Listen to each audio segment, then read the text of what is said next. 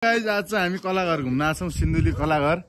हामी यहाँ दाइ हुनुहुन्छ, यता हामी सर हुनुहुन्छ, यता हाम्रो सर हुनुहुन्छ। कलाघरमा यति रमाइलो छ नि। यहाँ यो के हो यहाँ पशुपतिनाथ, यहाँ गुराँसको बोट पनि छ। सिन्धुली कलाघर अति नै रमाइलो छ क्या। हामी पनि म पनि आएको थिइनँ, आज आएको।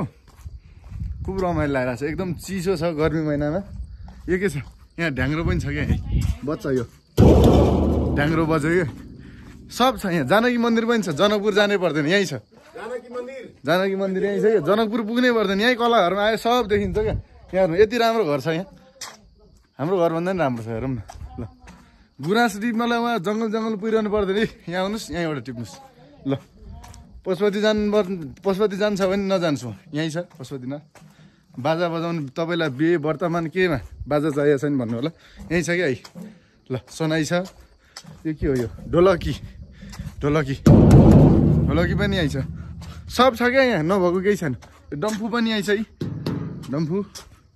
यो के हो यो के हो दमा छ यहाँ, दमा छ यहाँ, बाजा छ होइन।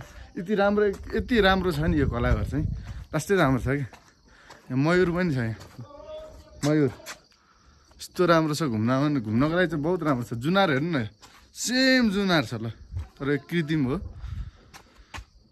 यो के हो फलामकै छ, यो पनि फलामकै छ, पात पनि फलामकै हो, तर सेम जुनारकै बोट जस्तो देख्छ। यहाँ झ्याम्टा, बिहेमा बजाउने झ्याम्टा पनि छ यसमा। साह्रो रमाइलो छ हौ।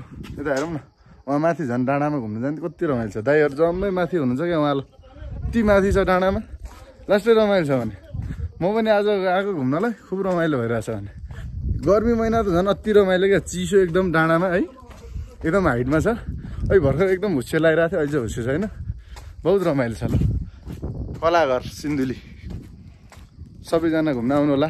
हस्, धन्यवाद। थापा भ्लग्स हेर्नुभएकोमा तपाईँलाई धेरै धेरै धन्यवाद।